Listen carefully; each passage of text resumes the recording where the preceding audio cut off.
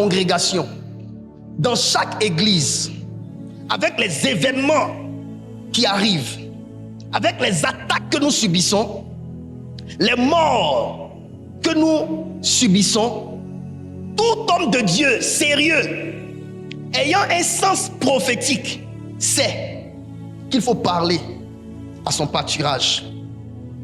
Et je veux que vous m'écoutiez attentivement. Depuis le samedi dernier au dimanche, jusqu'à cette semaine, je ne fais que vous rappeler et vous remettre à l'ordre. Je ne fais que vous enseigner sur des réalités spirituelles. Sincèrement, chez moi à la maison, je n'ai pas un sommeil profond. Parce que vous savez, quand Dieu te donne une mission de garder un peuple et de le protéger, ton sommeil est guidé par la gestion de ce peuple. Quand il y a quelque chose qui se passe dans le pays, la première chose que tu as dans la tête, c'est de penser à tes enfants. Une mère qui est sérieuse, quand elle va au travail et qu'elle sait qu'elle a laissé ses enfants à la maison, et qu'on lui dit par exemple que son quartier est attaqué par des militaires, première chose, son cœur commence à battre pour ses enfants qui sont restés derrière. Et c'est ainsi que j'ai toujours senti dans mon cœur, à cause de mon cœur paternel et de la matrice que j'ai en tant que mère, parce que nous sommes aussi des mères, j'ai toujours senti le besoin de parler à mes enfants à cause des événements qui arrivent dans le pays. Domine au milieu de tes ennemis est le thème de ce matin. Père, au nom de Jésus-Christ, enseigne-nous et donne-nous de partager ta parole selon que tu le veux. Je vais vous emmener à vous tenir debout avec un test de base. Daniel chapitre 5, verset 25 au verset 30. C'est le test de base. Daniel chapitre 5, Daniel dans l'Ancien Testament, Daniel chapitre 5, verset 25 au verset 30. Je voudrais demander pardon à toute l'église. Pardon pourquoi? Pour que vous prêtiez l'oreille. Parce que je veux réellement enseigner des vérités clés pour vous sauver, pour vous emmener à poser des actes concrets qui peuvent vous pousser à grandir dans le monde spirituel. Daniel chapitre 5, verset 25 au verset 30. Allons-y ma fille. Je lis la parole du Seigneur. Oui. Voici l'inscription qui a été tracée. Comptez, comptez, pesez et divisez. Et voici l'explication de ces mots. Voici l'explication de ces mots. Comptez. Comptez. Dieu a fait les comptes de ton règne et y a mis fin. Dieu a fait les comptes de ton règne et il y a mis fin. Pesez. Pesez. Tu as été pesé dans la balance. Tu as été pesé dans la balance. Et tu as été trouvé léger. Et tu as été trouvé léger. Divisé. Divisé. Ton royaume sera divisé. Ton royaume sera divisé. Et donné aux Mèdes et aux Perses. Et donné aux Mèdes et aux Perses. Aussitôt, Belshazzar ordonna qu'on habille Daniel de pourpre. Qu'on habille Daniel de pourpre. Qu'on lui mette au cou un collier en or. Très bien. Et qu'on proclame qu'il aurait la 3e place dans le gouvernement du royaume. Très bien. La même nuit, Belshazzar, le roi des Babyloniens, fut tué. Le roi des Babyloniens fut tué. Amen. Asseyez-vous dans la présence glorieuse de Dieu.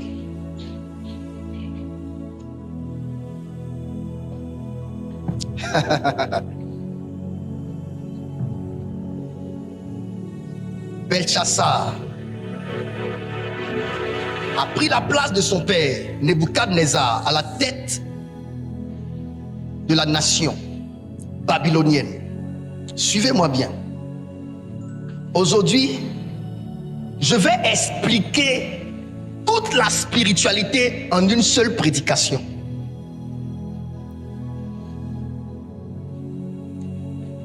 Lors du règne de son père, Dieu a vendu le peuple d'Israël à Babylone. Donc Babylone a assailli le peuple d'Israël. Lorsqu'ils ont marché sur Israël, en allant à Babylone, ils ont récupéré des ustensiles du temple à Jérusalem. Et ils les ont fait partir dans le royaume de Babylone. Belsassar a pris la place de son père. Et il prenait les ustensiles sacrés.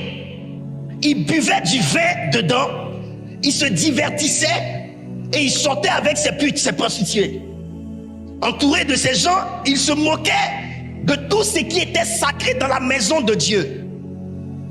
Et une main a écrit: comptez, comptez, pesez, divisez. Est sorti de nulle part et a écrit. Le roi a regardé, mais il ne connaissait pas le sens de ce qui était écrit. Il a fait appel donc à ses magiciens. Dieu merci, Daniel est venu et Daniel va décoder. Il dit: ton royaume a été pesé.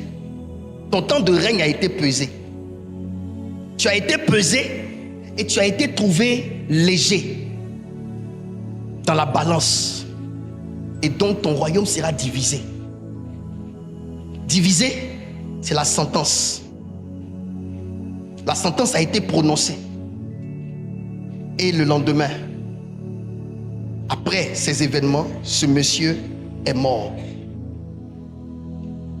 Cet ordre-là vient des veilleurs qui entourent le royaume de Dieu, des observateurs qui entourent le royaume de Dieu. C'est maintenant que je vais prêcher. On a vu sur la terre ici un roi mourir, mais on n'a pas vu ce qui a précédé sa mort. On a vu sur la terre ici un roi en plein exercice de son pouvoir perdre la vie, mais on n'a pas vu ce qui a précédé sa mort. Ce qui a précédé sa mort était bien sûr le fait que cet homme avait été pesé. Il avait été pesé. De la même manière que la femme qui va au marché s'en va acheter de l'oignon ou bien acheter de la viande et qu'il y a une balance devant le boucher et qu'il met la viande là, il met le poids là de l'autre côté et il met la viande de l'autre côté. Quand il trouve l'équilibre, il sert à la femme, elle rentre à la maison. Ainsi, dans le monde spirituel, il y a des balances. Asseyez-vous bien. Je vais vous donner ce cours-là de la spiritualité. D'abord, comprenez une chose. Genèse chapitre 1 verset 1 nous dit ceci: au commencement, Dieu créa les cieux et la terre. La Bible dit au commencement qui? Quand la Bible vous fait mention de Dieu, sachez que la Bible vous a fait mention du surnaturel. J'ai dit quoi? Quand la Bible vous fait mention de Dieu, sachez que la Bible vous fait mention du surnaturel. Amen.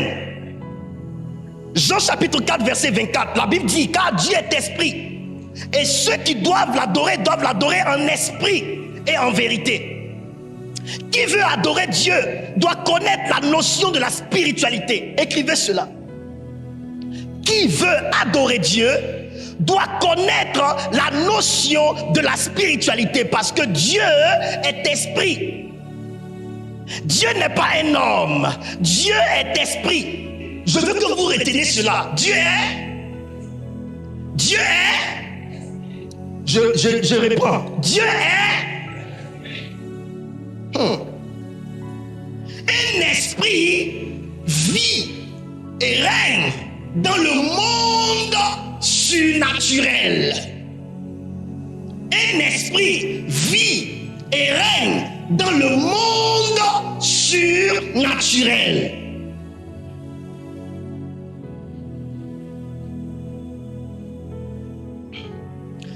esprit vit et règne dans le monde surnaturel.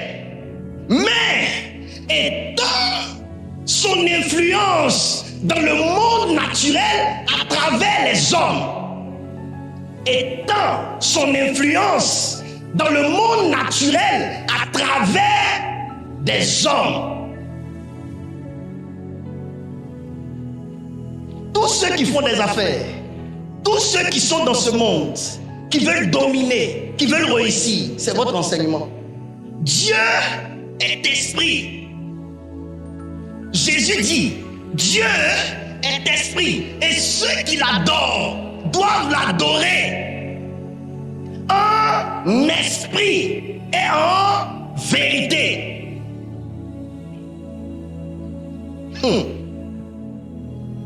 Dans le livre de 2 Corinthiens 4, verset 18,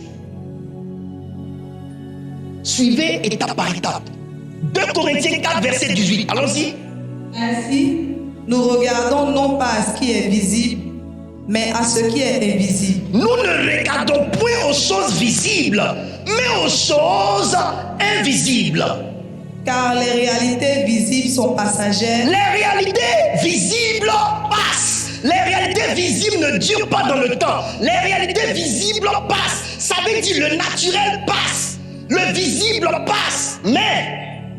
Et les invisibles sont éternels. Mais les réalités invisibles sont éternelles. Ce qui est éternel dure dans le temps. Qu'est-ce que cela voudrait dire? Les faibles sont les naturels.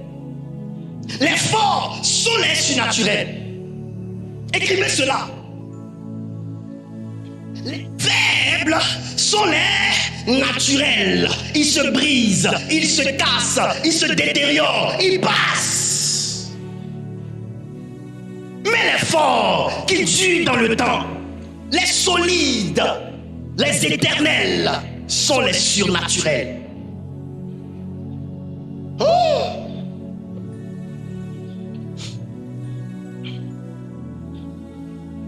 Alléluia. L'homme est tripartite. Il est esprit, âme et corps. Quand l'homme meurt, qu'est-ce qui est mort vraiment? C'est son corps qui meurt. Mais ce qui est esprit en lui, ce qui est spirituel en lui, demeure pour l'éternité. Soit l'éternité dans le feu ou l'éternité dans le paradis. Nous ne regardons pas aux choses visibles.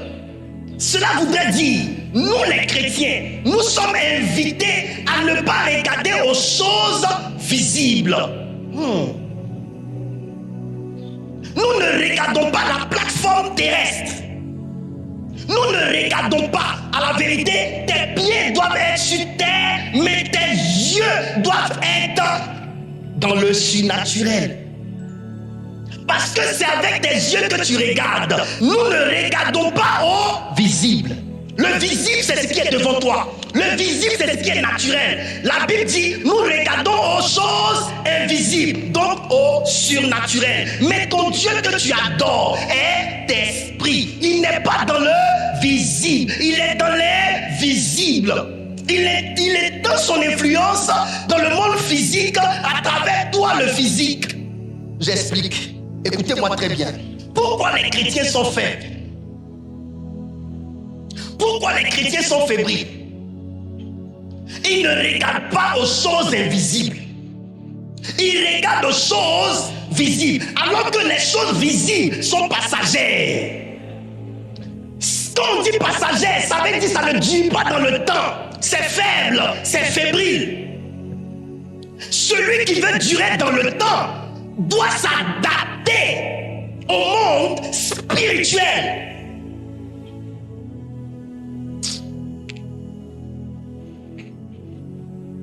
Celui qui veut durer dans le temps, qui veut avoir un mariage durable, il veut avoir une relation avec Dieu durable, il veut avoir une spiritualité durable, il veut avoir une économie durable. Cette personne doit avoir une notion de la spiritualité.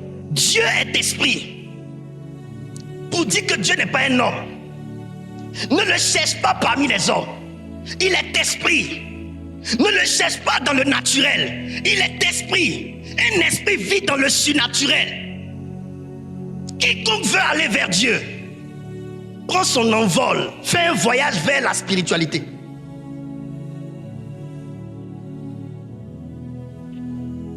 Nous ne regardons pas aux choses visibles. Les choses visibles, c'est ce que vous voyez devant vous là. On ne regarde pas à ça. Mais on regarde aux choses. Mais écoutez, ça c'est l'apôtre Paul qui le dit. Mais combien ici regardent aux choses invisibles? Quand on enseigne les choses du monde invisible, combien même essaient même de croire en ça? Combien composent avec ce qu'on enseigne qui est dans la spiritualité? Combien? Les gens sont charnels, les gens sont terre à terre, les gens ne regardent que ce que leurs yeux voient ici dans le monde physique. Ils ne regardent pas dans le monde invisible. Tout se joue là-bas. Le chrétien est invité à convoiter la plateforme surnaturelle et non la plateforme naturelle.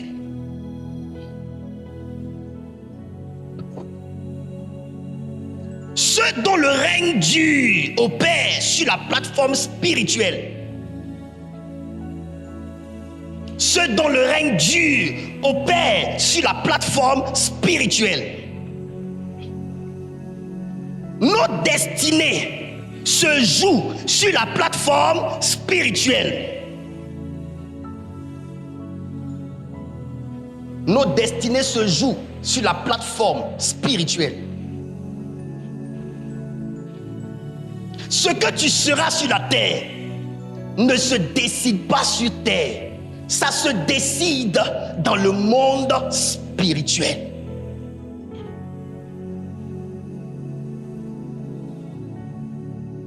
Aujourd'hui, c'est à l'école. Je veux que vous compreniez ça pour savoir vivre. Prenez note.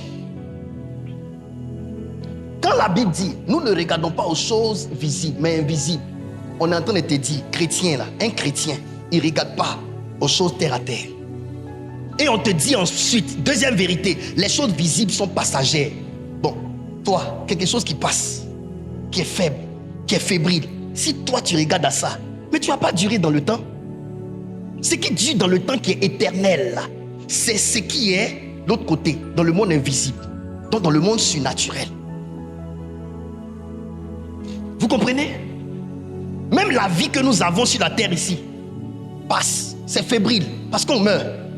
Sur la terre ici, il y a un arrêt à toute chose. Mais dans le monde spirituel, c'est l'éternité. Est-ce que je parle bien?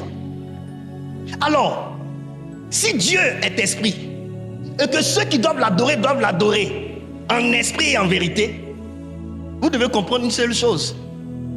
C'est que nous sommes sommés de connaître le monde des esprits. Pour marcher avec Dieu, nous sommes sommés de connaître le monde des esprits. Puisque c'est là-bas que nous devons travailler. Puisque c'est à ce monde invisible que nous devons regarder. Puisque le monde invisible est éternel et le monde visible, tout passe. Le chrétien est appelé à opérer sur la plateforme spirituelle, donc surnaturelle. Donc on doit faire quoi? On doit chercher à connaître le monde des esprits. C'est aussi simple que ça. Dis avec moi, papa, enseigne-moi le monde des esprits.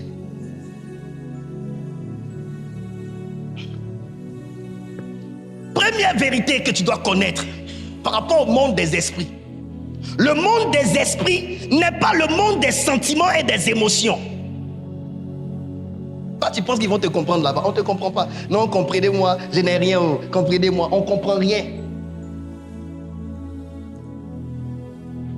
Le monde des esprits n'est pas le monde des sentiments et des émotions. Amen. L'homme qui souffrait pendant 38 ans, qui était couché là, à la piscine de Bethesda, il faisait son effort. Personne ne l'aidait à tomber dans l'eau. N'est-ce pas? L'ange descendait. C'était pourquoi? Pour guérir. Vous avez vu l'ange quitter l'eau, marcher pour venir le soulever. Parce que ça fait 38 ans, il est là, il souffre. Le monde des esprits, ce n'est pas le monde des émotions et des sentiments. Vos histoires de comprenez-moi, comprenez, vous voulez toujours qu'on vous comprenne. Dans le monde des esprits, on ne te comprend pas. C'est à toi de comprendre le monde des esprits et de te plier à lui. La seule condition, débrouille-toi pour tomber dans l'eau. Pour être guéri, débrouille-toi. Il a fait des efforts 1 an, des efforts 2 ans, des efforts 3 ans, 38 ans. L'ange descendait. L'ange là, il obéit qu'aux ordres. On lui a dit, tu vas, tu descends dans l'eau. Le premier qui tombe est guéri. C'est là où on parle. Le royaume des cieux est... Et ce sont les violents qui sont... Donc dans cette affaire de spiritualité, d'affaire de Dieu, ceux qui veulent qu'on les comprenne ne réussissent jamais. C'est ceux qui sont violents, qui se lèvent, qui prennent des risques, qui se battent, qui finalement obtiennent avec Dieu.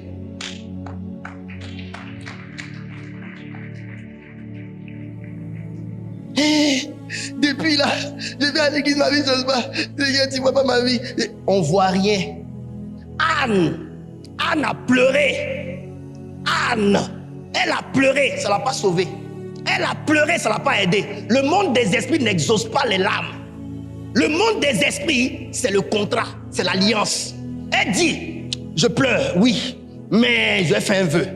Si tu me donnes un enfant mâle, je te le donnerai.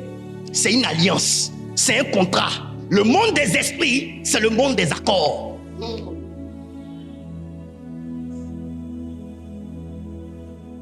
Le monde des esprits, c'est le monde des accords.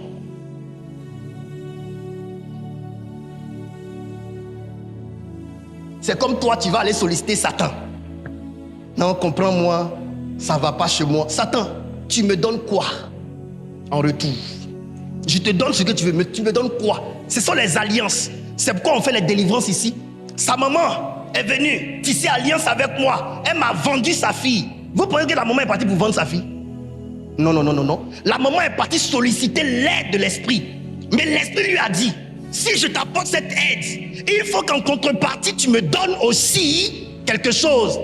Dans le monde spirituel, tu ne reçois rien si tu n'as rien donné. C'est pas un monde de non, comprenez-moi. Tu donnes quoi? C'est le monde des accords, c'est le monde des alliances. Les histoires où on compte sur père spirituel là. Ne comptez pas sur moi. Comptez sur les lois spirituelles. Comptez sur l'enseignement de Christ. Comptez sur la parole de Dieu. Ne comptez pas sur moi. Je ne suis pas fort partout. À 2 fois, vous avez tellement gaffé que même quand on vient, on prie. Dieu dit, n'intercède pas pour ce peuple. Il n'a pas dit ça à Jérémie. Dieu a dit à Jérémie, n'intercède pas pour ce peuple. Parce que le peuple a tellement gaffé. J'ai parlé, ils ont bouché leur oreille. J'ai parlé, ils ont bouché leur oreille. J'ai parlé, ils ont bouché leur oreille. Celui qui détourne son oreille de la loi, même sa prière, est une abomination. Le monde spirituel repose sur des principes et des lois à respecter. Le monde spirituel repose sur des principes et des lois à respecter. Ce n'est pas le monde des sentiments et des émotions. Comprenez-moi, comprenez-moi. On ne comprend pas là-bas. C'est le monde des lois et des principes à respecter.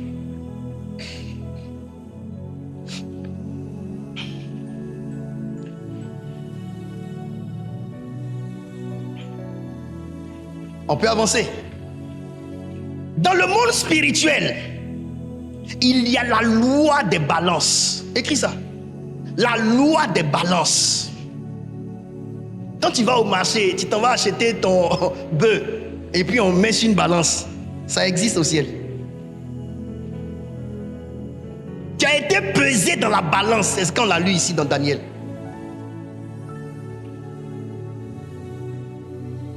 Proverbe chapitre 11 verset 1. La balance force est en horreur à l'Éternel, mais le poids juste lui est agréable. Ça veut dire, dans le monde spirituel, Dieu a horreur de la balance force. Il aime l'équilibre. Dieu est le Dieu de l'équilibre. D'un côté, la balance a 2 poids, n'est-ce pas? N'est-ce pas? La balance a deux poids, n'est-ce pas?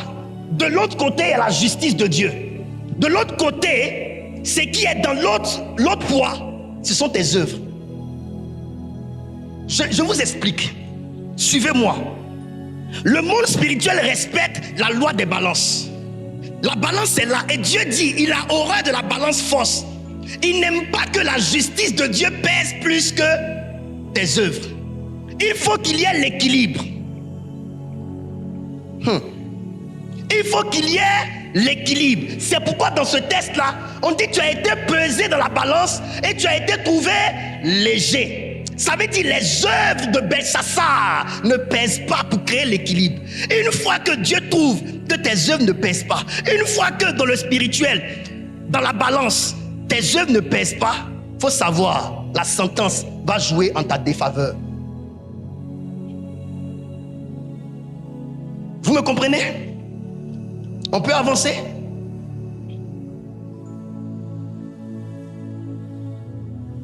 Je vais vous expliquer beaucoup de choses. Pourquoi les chrétiens meurent aussi facilement? Pourquoi les démons tuent aussi facilement les chrétiens? Pourquoi les chrétiens, bizarrement, ayant Jésus dans leur bouche, Jésus est le Dieu tout-puissant et autres là, pourquoi malgré ça, les sorciers finissent par vous éteindre? C'est parce que pour plusieurs chrétiens, ils ne connaissent pas le fonctionnement du monde spirituel. Le monde spirituel est le même temps du côté du diable que du côté de Dieu. C'est le même monde. C'est le même monde spirituel. C'est les mêmes lois, c'est les mêmes pratiques. C'est la même chose. Que ce soit du côté de Dieu que du côté du diable, c'est la même chose. Parce que le diable n'a pas appris la spiritualité d'un autre diable. Satan n'a pas été enseigné par un autre Satan au-dessus de lui. Tout ce que Satan sait, il a appris ça de Dieu. Dans le monde spirituel, c'est la même loi pour tous. De toutes les lois et la loi des balances, il y a aussi ce qu'on appelle la loi des autels. Autel contre autel.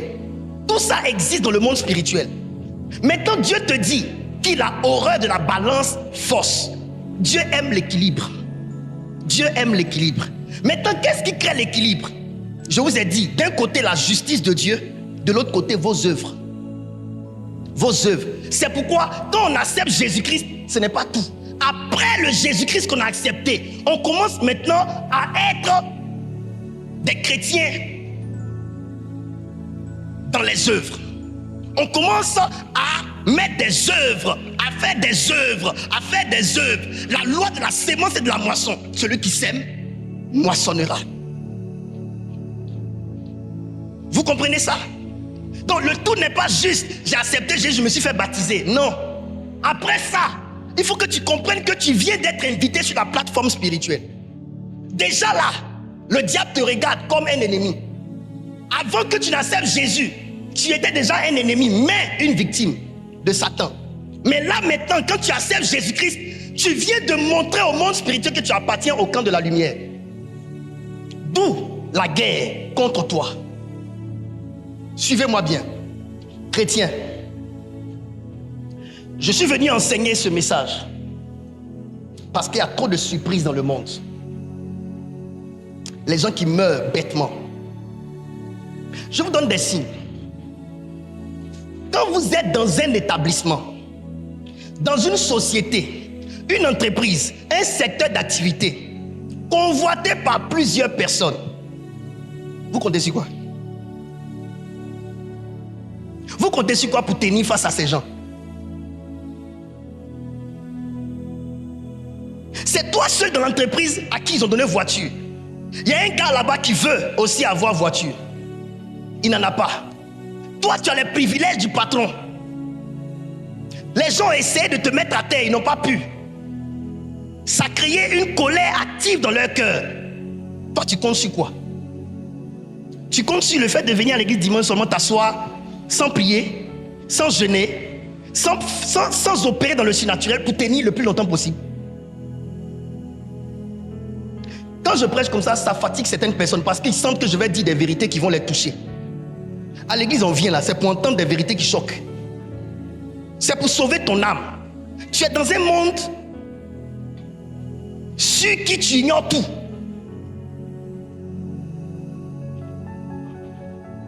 dans un monde sur qui tu ignores tout. Les rêves que les gens commencent à faire sur toi, de négatif là, tu penses que tu vas noyer tout ça là avec quoi? Avec ton refus d'écouter la parole de Dieu. Ce monsieur qui est décédé dernièrement là, qui est dans le cinéma là, il avait reçu une prophétie de la part du prophète héritier Grâce, Mousseba, dans l'église de papa Mohamed Idriss ici, où il a parlé de ce que les gens ont pris son nom et ont pris sa photo et l'ont travaillé spirituellement pour ne pas qu'il puisse avoir une longue carrière.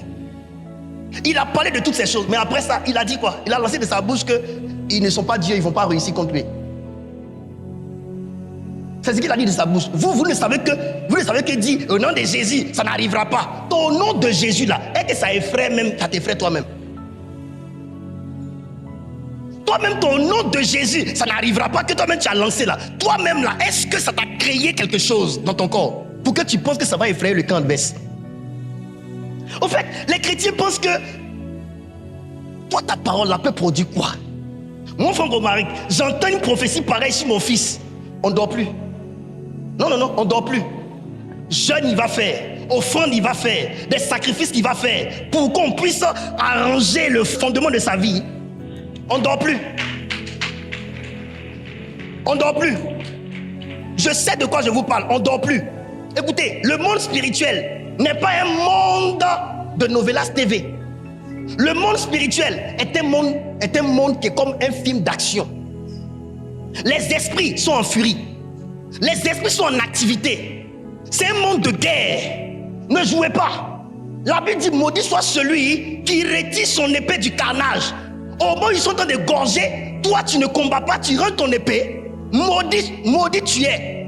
Et c'est Dieu même qui dit ça, maudit tu es. Tu es dans un périmètre où il y a le combat comme ça. Et toi tu dors, tu ronfles. Tu n'engages pas le combat. Tu adores Seigneur.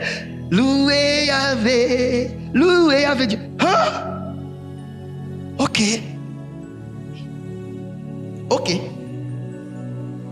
Amusez-vous. Pélagie est là. Elle se plaignait.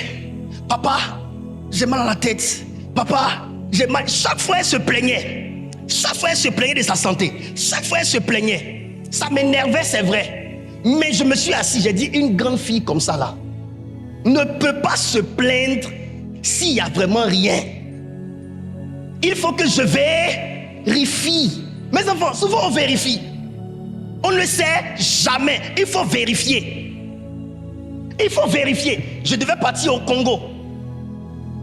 J'ai rassemblé tous mes enfants ici. J'ai dit, je vais me mettre à genoux, vous allez prier pour moi, pour me recommander par rapport au voyage. Mais dans mon cœur, mon esprit de gardien des âmes me disait non. Toi, tu n'as pas besoin de ça. Mais ta fille là, j'ai dit, bon, ok, il a dit, mets-toi ici. Quand on a allumé le feu de la prière, l'esprit qui se manifeste a tué son frère.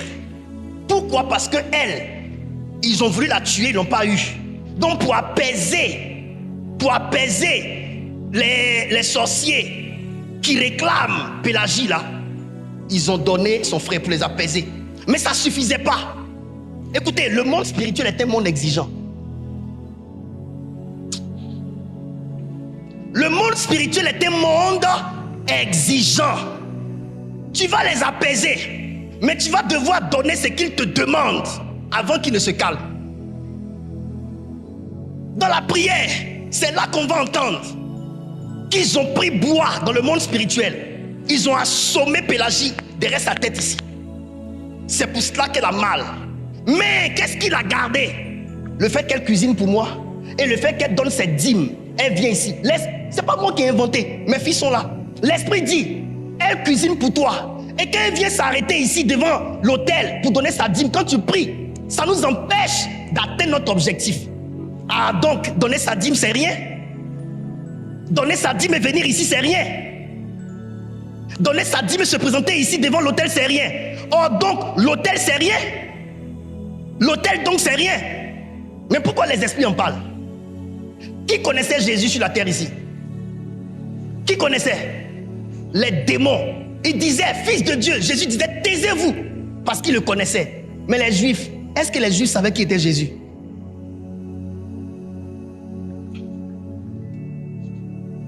on n'a aucune connaissance des choses spirituelles. Et quand on nous enseigne, on est là, on joue. On est là, on joue. Quand on nous enseigne, on est là, on joue. On va jouer avec ce qu'on nous enseigne jusqu'à ce qu'un jour le malheur nous atteigne. Tu penses que là où tu travailles, là, les gens sont contents de ça? Tu penses que la voiture que tu roules, là, les gens sont d'accord avec ça? Tu penses que le fait que le patron et toi vous entendez, là, les gens sont contents de ça? Tu ne vois pas le bruit qui est autour de toi là? Tu ne vois pas ce que les gens racontent à chaque fois sur toi? Tu ne vois pas que les gens mentent chaque fois sur toi? Tu penses que quand les gens mentent sur toi, ils sont en train d'exposer le fait que tu n'es pas dans leur cœur. Mais toi, tout ce que tu as à faire, c'est d'être dans le papier. C'est d'être dans les dossiers. C'est d'être dans les dossiers, dans les papiers administratifs. C'est pas ça. Il faut jouer avec ta spiritualité. Le monde est spirituel avant d'être physique. Galates chapitre 6, verset 7. Ne vous y trompez pas. On ne se moque pas de Dieu. Ce qu'un homme aura sémé, il le moissonnera aussi. C'est aux chrétiens qu'on parle. Ne te trompe pas. Ce que quelqu'un sème, il le moissonnera. Parlant de s'aimer, on parle de vos œuvres. Vos œuvres comptent. On parle de vos œuvres. On dit, on ne se moque pas de Dieu. Ce qu'un homme aura sémé, il le moissonnera. Ça veut dire, il y a un retour sur tes œuvres. Tes œuvres ont une répercussion sur toi. Amen. Que personne ne se moque de Dieu. Ne vous y trompez pas. On ne se moque pas de Dieu. Ce qu'un homme aura sémé, il le moissonnera aussi. Celui qui sème pour sa chair moissonnera de la chair la corruption. Ça veut dire, si tu ne sèmes pas dans le monde spirituel, que tu sèmes pour ta chair le plaisir, habits, chaussures, sac à main, le péché, tu sèmes pour ces choses, tu vas moissonner la corruption. On peut avancer? Mais celui qui sème pour l'esprit moissonnera de l'esprit la vie éternelle. Celui qui sème pour l'esprit, l'esprit c'est qui? C'est Dieu. Celui qui sème pour l'esprit, l'esprit de Dieu. Donc alors, l'esprit de Dieu a une corbeille. L'esprit de Dieu a une plateforme sur laquelle il recueille vos semences. Et c'est en fonction du recueil de vos œuvres sur la plateforme spirituelle de l'esprit qu'on détermine votre niveau de spiritualité. On dit tu vas moissonner la vie éternelle. L'éternité est attachée à qui met des œuvres pour l'esprit sur la plateforme de l'esprit.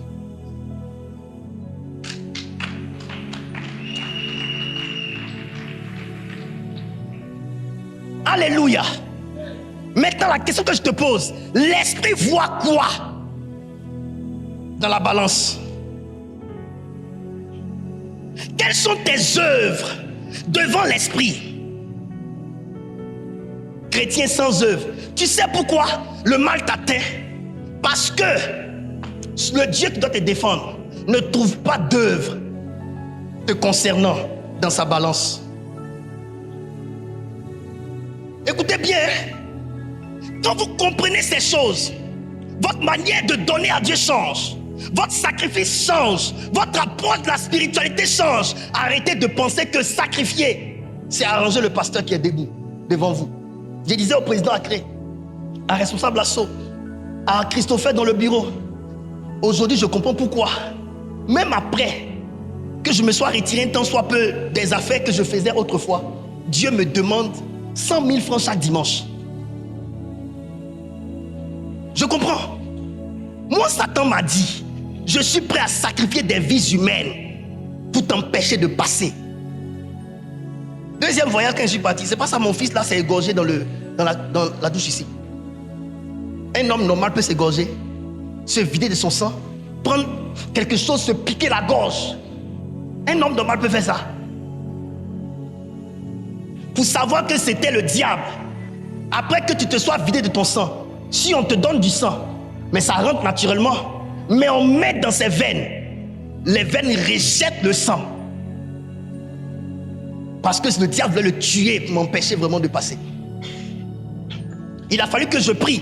Quand j'ai dit Seigneur, le Seigneur me dit ne me prie pas. J'ai entendu, il dit ne me prie pas. Souviens-toi que le diable t'a dit, je vais te sacrifier des vies humaines pour t'empêcher de passer. Ordonne au diable de se retirer de cet enfant. Quand j'ai ordonné au diable de se retirer de Justin, quelques secondes après, on m'écrit, on dit papa, le sang rentre maintenant.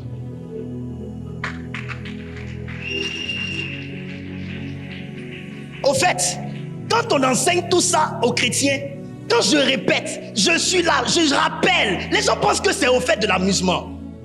Il y a des hommes pour qui le diable sacrifie des hommes pour les atteindre. Je viens, je suis à l'introduction de la phase introductive de mon message.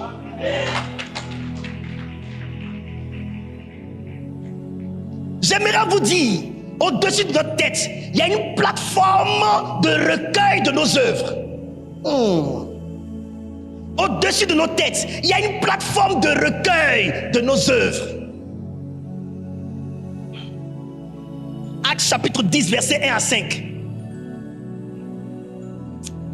Il y avait à Césarée un homme appelé Corneille, Un homme appelé Corneille, qui était officier dans la troupe romaine appelée cohorte italienne. il était officier, c'était un militaire. Cependant, regardez, un militaire qui connaît les stratégies militaires, un militaire qui a une arme, qui peut se défendre, un militaire qui a des gens à sa solde, qui peut les envoyer en mission. Mais regardez sa pratique de vie. Il était pieux et craignait Dieu avec toute sa maison. Il donnait beaucoup d'argent au peuple et ne cessait de prier Dieu. Ici, dans sa version, on dit qu'il donnait beaucoup d'argent au peuple et ne cessait de faire quoi? De prier Dieu. Merci ma fille. Deux choses, deux pratiques. Numéro 1, cet homme priait Dieu et il donnait beaucoup d'argent au peuple. Attends, tu vas lire. Donnait beaucoup d'argent au peuple. Un militaire, un homme d'armée. Mais regardez sa pratique de vie. Dites-moi, pourquoi cet homme militaire aimait faire cette pratique? C'est dans quoi on trouve facilement la mort? C'est pas dans la guerre. Je ne parle pas des policiers qui sifflent seulement. Je parle des gens qui vont à la guerre. Siffler va pas à la guerre. Tu vas arrêter quelle balle avec?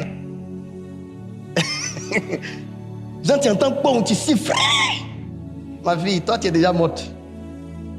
Le monsieur savait. Oh, j'aime la parole de Dieu. J'aime l'ouverture d'esprit. Le monsieur savait qu'il y avait un grand risque de perdre la vie. C'est pourquoi j'ai dit la semaine passée, quand on est dans une nation, il faut connaître la spiritualité de la nation pour savoir comment mener sa spiritualité. Job était dans le pays d'Out. C'est un pays où les gens consultaient les astres. Ils adoraient les astres. Ils lançaient des flèches. Il dit, peut-être que mes enfants ont-ils péché. Je vais faire des holocaustes. Ça va établir une muraille de protection autour de ma maison. Dans le domaine du cinéma, c'est un domaine pourri où il y a trop de flèches qui se lancent.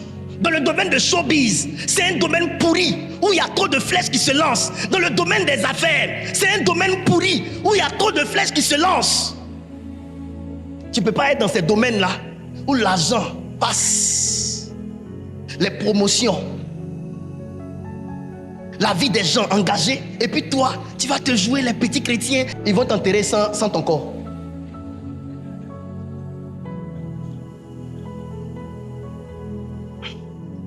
Tu ne peux pas être dans un endroit comme ça où tu sens toi-même qu'on te hait, on veut te tuer, ta place est convoitée et puis jouer. Corneille sait, il y a trop de risques dans notre métier. Il faut que je fasse des aumônes. Il faut que je donne de mon argent. Vous allez savoir pourquoi l'argent intervient. Il était un homme de prière, mais il était un homme d'offrande. Mais regardez ce qui va se passer. Il donnait à des hommes, n'est-ce pas? Il donnait au peuple, n'est-ce pas? Cependant, le billet rentrait dans la paume des gens, mais sa valeur spirituelle montait sur le trône de Dieu. Continue. Vers 3 heures de l'après-midi, Oui. il vit clairement dans une vision un ange de Dieu entrait chez lui et lui dit, Il vit dans une vision, un ange de Dieu entrait chez lui et lui dit, Corneille. Corneille. Il fixa les regards sur lui et rempli de crainte répondit, Qu'y a-t-il, Seigneur? Qu'y a-t-il, Seigneur? L'ange lui dit, L'ange lui dit, Tes prières et les dons que tu as faits sont montés devant Dieu. attends. Non, c'est au pasteur que j'ai donné. N'est-ce pas? Non, c'est au pasteur que j'ai donné. C'est pas ça? Non, c'est à l'église que j'ai donné. C'est pas ça? Non, c'est juste à une veuve que j'ai donné. C'est pas ça? C'est juste à un pauvre que j'ai donné. C'est pas ça? Mais d'où vient le fait que l'ange dise, tes aumônes, tes dons et tes prières sont montés? Faut prier. Ah, c'est une perte de temps. Tu parles seul dans un endroit, tu vois même pas quelqu'un à qui tu parles. Je préfère parler à ma femme. Au téléphone, on peut durer 2 heures. Je préfère parler à mon ami. Au téléphone, on peut durer 1 heure. Mais Dieu là, tu ne vois pas, tu ne le vois pas, tu parles comme ça, tu parles seul. L'ange dit quoi? Répète, ma fille. Tes prières et les dons que tu as faits sont montés devant Dieu et il s'en est souvenu. Attends, est-ce qu'il a pris ses dons, monté à l'échelle pour aller donner à Dieu en haut là-bas? Non, moi je préfère donner pour moi à Dieu. Pourquoi je vais donner à un homme de Dieu? Un homme de Dieu, c'est un homme. Pourquoi je vais donner à un homme? Un homme, c'est un homme. Moi, je veux trouver Dieu et lui donner. L'ange dit quoi? Répète que ce peuple-là entende. Tes prières et les dons que Tes prières et les dons que tu as faits sont montés devant Dieu et il s'en est souvenu. Parce que les personnes à qui l'homme Corneille donnait sont des portes dans le monde spirituel.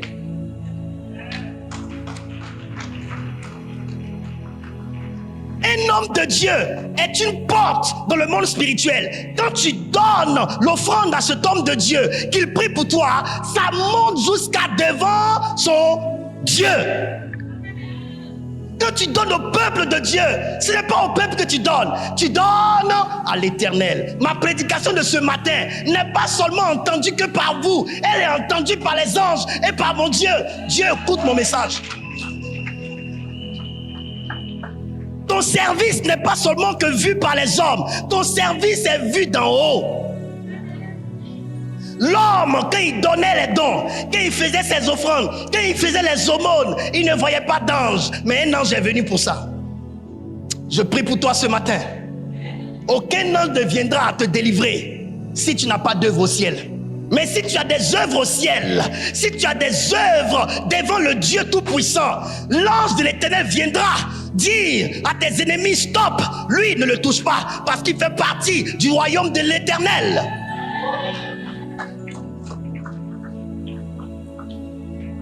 Un ange est venu. Et vous savez quoi? L'ange est venu lui dire ça. Tes aumônes, tes dons et tes prières sont montées. Tes prières montent. Tes offrandes montent. Ça monte vers Dieu. Tes offrandes et tes aumônes aux veuves, aux orphelins, à l'homme de Dieu, à l'église. Vous qui avez travaillé ce temple-là, vous qui avez donné de votre argent pour ce temple, écoutez, votre argent n'est pas resté ici. Votre argent est allé au ciel. Votre argent est devant Dieu, devant la balance de l'Éternel. Et ça parle pour vous. Ça parle pour vous. Ça décide d'une entité détachée pour venir vers vous. Et l'ange est venu lui dire, quand l'ange finit de lui dire ça, l'ange lui dit, amène des gens à Jopé, allez appeler Pierre. Pourquoi? Parce que Dieu avait décidé que le salut entre dans la maison de Corneille. À cause de ça, la vie éternelle, le salut, l'évangile leur a été prêché, ils ont été baptisés, ils ont reçu le don de l'esprit, ils ont été vus au ciel comme citoyens du royaume. Les premiers païens à être convertis, c'est Corneille et sa maison, à cause de leur pratique de vie. Camarade, je suis dans le Seigneur, j'ai accepté Jésus, je chante dans l'église. Tu fais quelle œuvre? Quelles sont tes œuvres? On ne se moque pas de Dieu. Ce que l'on aura sémé, il le moissonnera. Il est en train de moissonner. Corneille a moissonné. Il a moissonné quoi? La visitation de l'ange et la présence de Pierre dans sa maison pour lui annoncer la parole de Dieu et pour être sauvé. Le salut se gagne au prix du sacrifice. Apocalypse chapitre 5 verset 8. Quand il eut pris le livre, les 4 êtres vivants et les 24 vieillards se prosternèrent devant l'agneau. Ils se prosternaient devant l'agneau, oui. Chacun tenait une harpe et des coupes d'or remplies de parfums qui sont les prières des saints. Donc, nos prières sont contenues dans des coupes tenues par des êtres célestes devant Dieu. Ça me réjouit. Ça fait que quand je prie, je sais ce qui se passe dans le monde spirituel. Je sais que mes prières actionnent le ministère des anges au ciel. Ils recueillent mes prières et mes prières sont vues au ciel comme des parfums. Alléluia.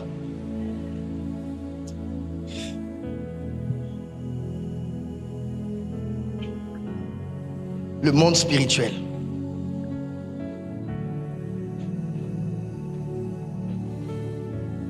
Écris ceci. C'est le poids de ton sacrifice qui te confère l'aura et la position que tu recherches dans la vie.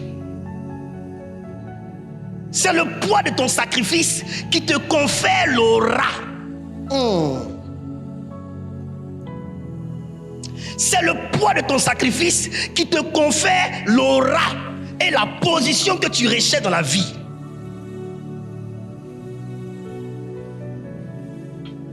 Amen. Qui connaît les djoulas qui... Il y a un truc, cela va être Wusuna. Qui connaît ça? Ça dégage ou bien ça dégage pas? Est-ce que vous savez que tout le pouvoir de ce truc se trouve dans son odeur? L'odeur là, ça actionne les esprits correspondant à ce qu'ils ont mis sur eux. Une aura est une odeur spirituelle que vous dégagez dans le monde spirituel. Quand vous êtes dans un endroit, on sent que vous avez de la présence. C'est l'aura. Il y a des personnes qui disent qu'il a du charisme. On appelle ça charisme. Les charismatiques. Tu le vois, il parle. Il dégage quelque chose. Une assurance, une énergie. Il dégage de l'art dans son domaine. Tu sens un caractère particulier dans sa façon de parler, de prester, de présenter ces choses. C'est ça qu'on appelle l'aura. Mais cette aura-là n'est pas que décidée par ta naissance. Cette aura est décidée par tes sacrifices et leur poids. Parce que les prières sont contenues dans ce vase et sont des parfums devant Dieu. Tes sacrifices ont une odeur.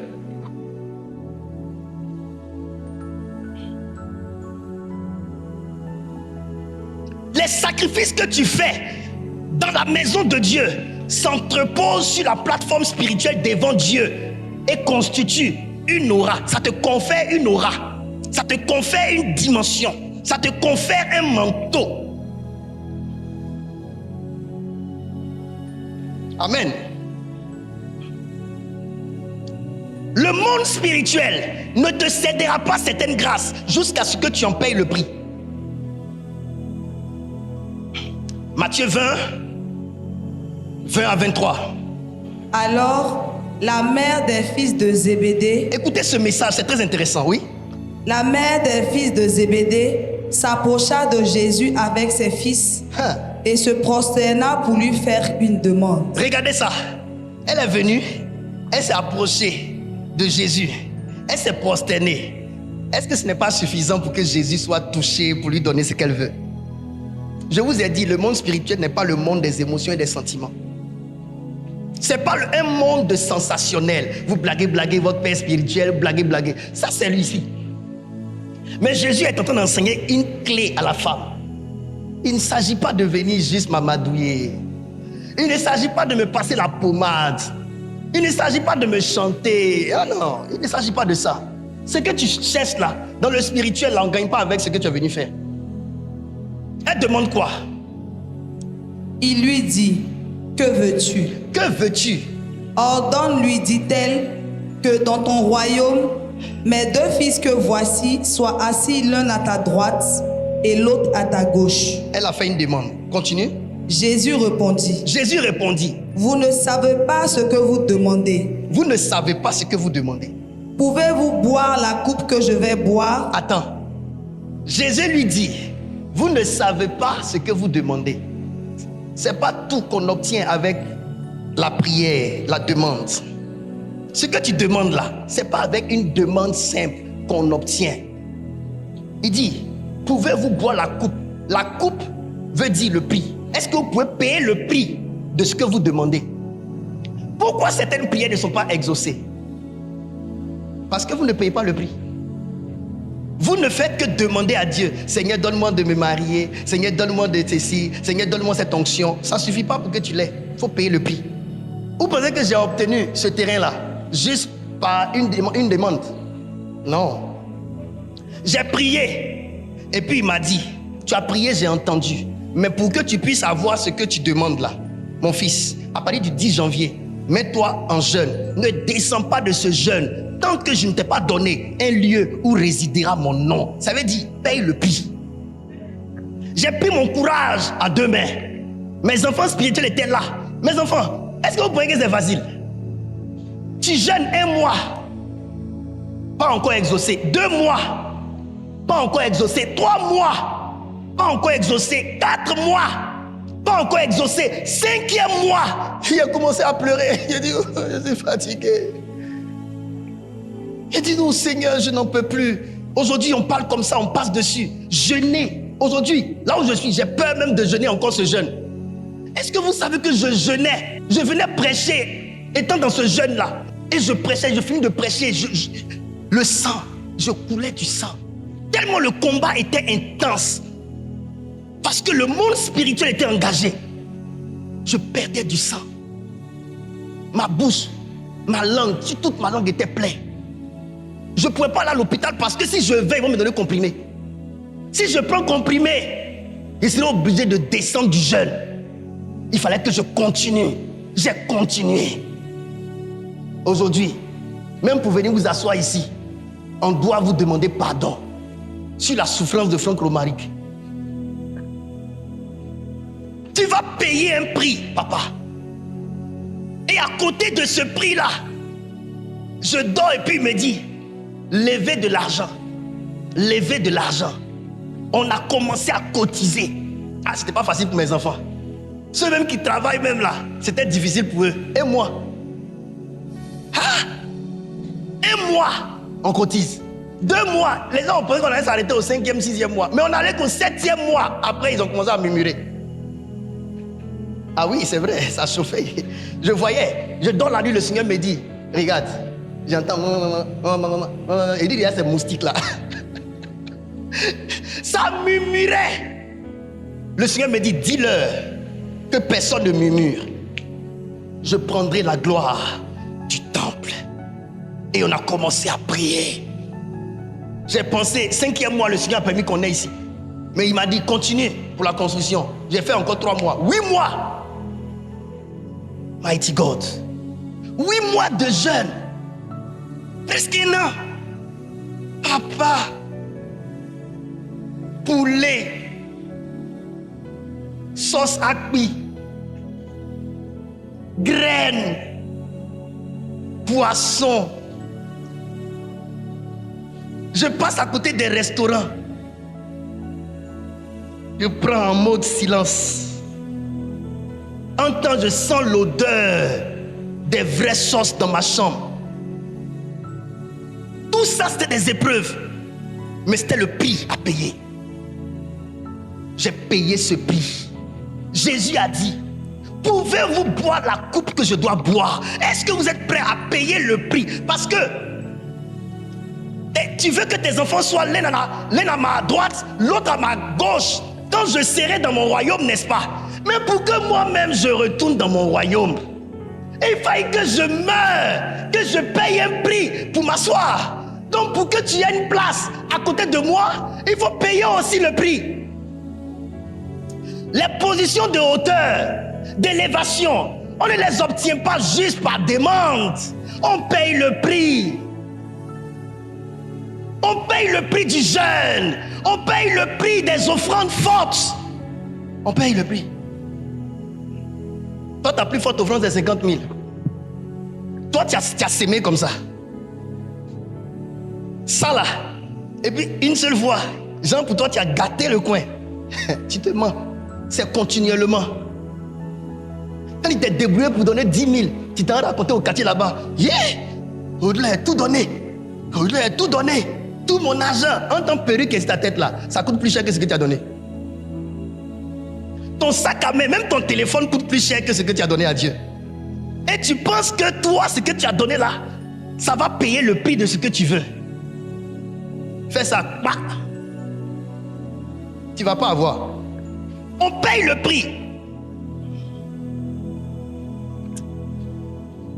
Écris ceci. Dans le monde spirituel, c'est celui qui paye le prix qui a le pouvoir et non celui qui souhaite.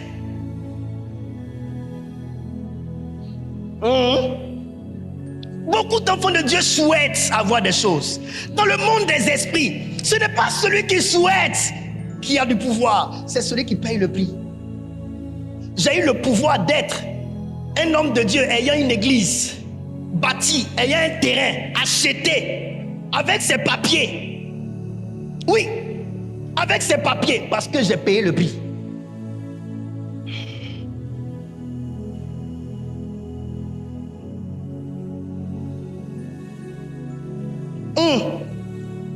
Écrivez ceci.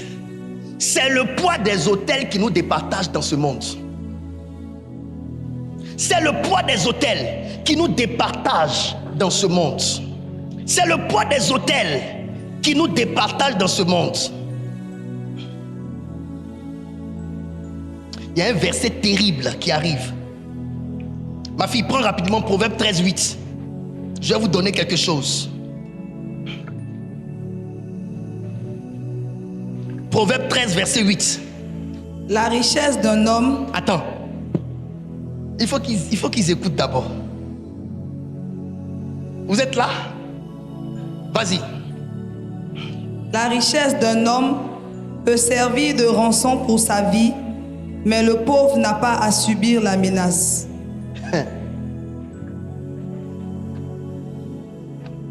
Reprends ma fille. Je lis dans ma version ici. La richesse d'un homme peut servir de rançon pour sa vie, mais le pauvre n'a pas à subir la menace. Très bien. La richesse d'un homme sert de rançon pour sa vie, mais le pauvre ne coûte pas la réprimande. C'est clair. C'est les pauvres là, ils n'écoutent rien de ce qu'on leur dit. D'abord, j'aimerais vous dire une chose. Ici, aujourd'hui, quand je prends un test, je lis dans toutes les versions et je cherche à connaître le sens depuis les thèmes, les tests originaux. Quand on parle de la richesse d'un homme sert de rançon pour sa vie, ce n'est pas la richesse qu'il garde en banque.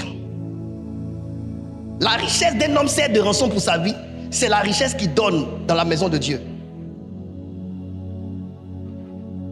Ça veut dire, quand spirituellement ta vie est réclamée, c'est qui sert de rançon pour ta vie. C'est ce que tu as comme richesse que tu as donné à Dieu. C'est pourquoi Ézéchias, oh my God, Ézéchias a entendu Ésaïe le prophète allait lui dire: fais tes adieux à ta maison parce que tu vas mourir. Vous savez qu'est-ce qui a sauvé cet homme? Il y a deux choses. La première chose, c'était ses œuvres. Il a tourné son visage face contre le mur et il a commencé à rappeler à Dieu tout ce qu'il a fait dans sa maison. Il a attiré l'attention de Dieu sur ça. La Bible dit, quand Dieu a regardé ce qu'il a énoncé devant lui, c'est un peu comme en justice, mes enfants. L'accusateur commence à accuser. Quand il t'accuse, il s'appuie sur des faits. Maintenant, ton avocat, il plaide pour toi en faisant remonter des faits. On s'appuie sur des faits pour te défendre. On veut te retenir 10 ans de prison, même si tu es en erreur, mais on peut plaider en s'appuyant sur tel fait, tel fait, tel fait pour amoindrir. On peut te donner juste 1 an, mais on ne s'appuie pas sur rien, on s'appuie sur des faits. Ézéchias a commencé à rappeler à Dieu le bien qu'il a fait dans sa maison, le temple qu'il a bâti, toutes les bonnes œuvres qu'il a faites dans sa maison. Quand Dieu a vu ça, c'est pourquoi Dieu dit: rappelez ma mémoire. Dieu a vu ça et puis la Bible dit quoi? Dieu s'est souvenu de son alliance avec son père David. Et Dieu a dit, à cause de mon serviteur, ton père David, je te donne 15 années de plus. Mes enfants, c'est pas tout argent qu'on bouffe. C'est pas toute œuvre de nos mains qu'on met dans la bouche. C'est pas toute œuvre de nos mains qu'on prend pour faire transfert d'unité. C'est pas toute œuvre de nos mains qu'on prend pour souscrire passe internet. Vous s'aimez dans votre chair pour la nourriture, pour les chaussures, pour les choses éphémères, mais vous ne s'aimez rien dans le monde spirituel. Le jour où on va vous réclamer, quelle est cette richesse que tu as dans le monde spirituel qui pourra parler pour toi? Les richesses d'un homme servent de rançon pour sa vie. Amen. Est-ce que vous comprenez cela? Vos offrandes, vos sémences servent de rançon pour vous. Si ça a du poids. Job 33, versets 14 à 24. Dieu parle cependant tantôt d'une manière, tantôt d'une autre, et l'on n'y prend point garde. Ça, c'est la première déclaration. La plupart de nos problèmes viennent de là. Dieu nous parle tantôt d'une manière, tantôt d'une autre, mais on n'écoute pas. Et il y a beaucoup d'enfants de Dieu. Les problèmes leur sont arrivés à cause de la négligence de la voix de Dieu. Il y a des gens à qui Dieu a parlé en songe sur certaines choses. Ils ont commencé à faire 1 mois, 2 mois, ils ont arrêté. Comme si la parole de Dieu n'était valable que pour 2 mois. J'aimerais vous dire une vérité. Ce que Dieu vous dit est ce qui établit une alliance entre Dieu et vous. Depuis que j'étais petit, que Dieu m'a dit d'arrêter de porter les pantalons jeans, je n'ai plus porté jusqu'à ce jour. Dieu n'est pas venu se répéter. Depuis que le Seigneur m'a dit, donne des offrandes de 50 000, j'ai continué à donner les 50 000 sans m'arrêter jusqu'à ce que Dieu me dise, maintenant mon fils, donne-moi chaque dimanche les offrandes de 100 000. Et je vous dis, comment je m'organise pour respecter ce que Dieu m'a dit? Ce n'est pas Dieu qui me donne l'organisation. C'est moi-même qui m'organise pour respecter. Quand le président a créé passe ce mois, qui m'a donné 20 000, je garde. Je dis des choses bêtes. Quand Prudent passe ce mois, papa, je suis venu que tu pries pour moi. Il m'a donné 10 000, je prie pour lui, je garde. Ça fait 30 000. Quand maman Flora, elle me voit dans la rue, vers Fékessé, oh papa, tiens 5 000. Je prends et je garde. Quand ma fille Variance est en train de travailler, elle siffle et puis ce jour-là, je passais à vélo, elle m'a sifflé. Papa, tiens, 10 000, achète de l'eau. Je garde. Quand Christopher passe chez moi, il me donne 300 francs. Je garde.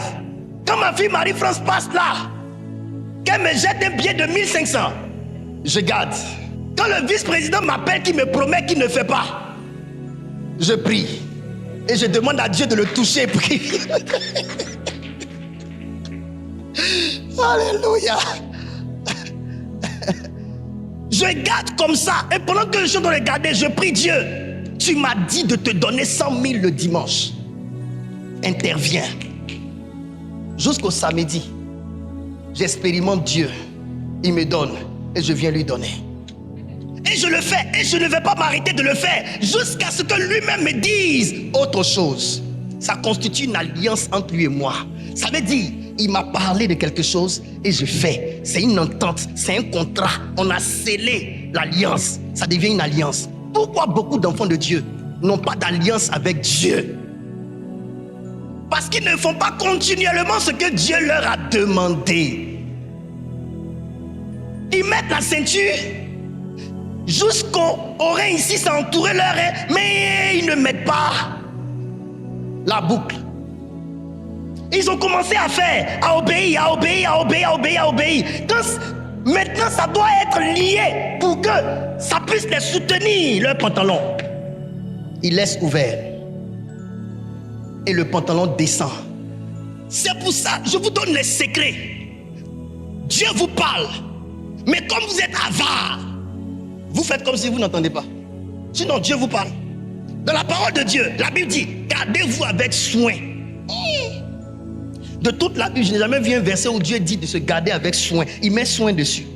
Gardez-vous avec soin de toute avarice. Pourquoi il dit avec soin? Il faut prendre soin de ça. Sinon, si tu deviens avare, l'avare va te signaler.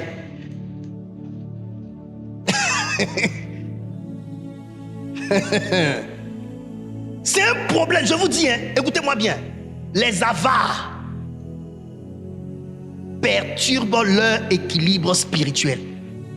Un avare est un cupide. Un avare est un cupide et il perturbe son équilibre spirituel. L'avare se dit, il n'en a pas beaucoup pour donner à Dieu, pour sacrifier. Non, ce n'est pas parce que tu n'en as pas beaucoup. C'est parce que tu n'as pas un cœur de donateur. Quand on aime, on donne même ce qu'on a.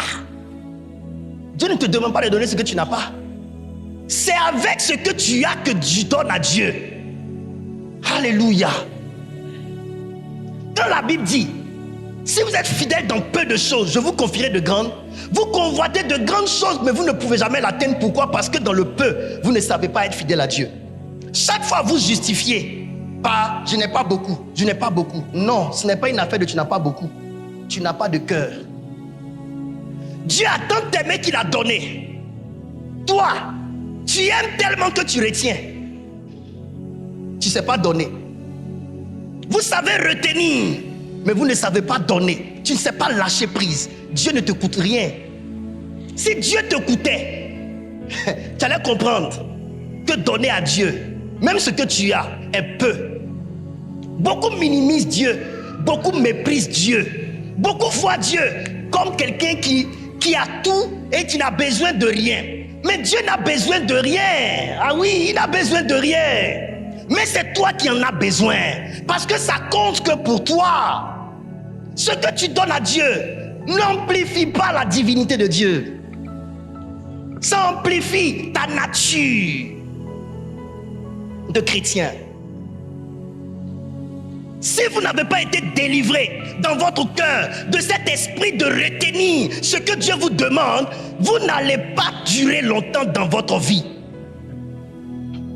Quand tu atteins un niveau où il est difficile pour toi de lâcher prise, il est difficile pour toi de donner à Dieu, il est difficile pour toi de donner la part qui revient à Dieu, il faut savoir que Dieu n'est pas dans ton cœur.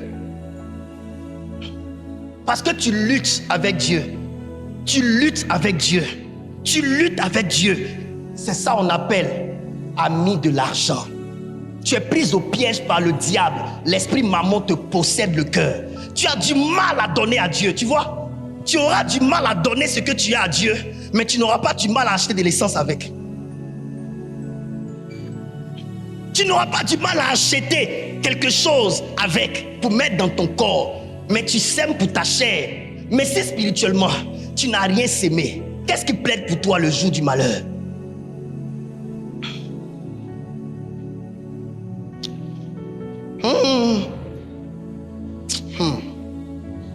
Je parle, hein? Je parle. Écoutez, quand la Bible dit la richesse du riche sert de rançon pour sa vie, ça veut dire ce que Dieu te donne, c'est pour augmenter ta vie. Parce que ta vie, on peut te l'arracher. Ézéchiel, la Bible dit à Ézéchiel, va parler aux faux prophètes, à ces gens-là qui font des coussinets, qui mettent vers les aisselles de mon peuple, qui mettent des voiles à leur tête pour que les âmes s'envolent. Ils tuent ceux qui ne doivent pas mourir et ils font vivre ceux qui doivent mourir. Vous pouvez mourir avant votre temps. Il y a des gens dans vos bureaux qui ont des talismans. Ces talismans-là, s'ils prennent ça qui vous touche, votre âme peut s'envoler la nuit. Il y a des gens dans votre bureau qui ont des pouvoirs d'envoûtement. Ils partagent une nourriture avec vous. Vous mangez la nuit, ils appellent votre âme. Votre âme peut sortir de votre corps et les rejoindre. C'est de ça qu'on parle. Il y a des gens qui peuvent vous donner un vêtement travaillé. Vous portez ce habit-là, vous prenez une photo. C'est votre dernière photo.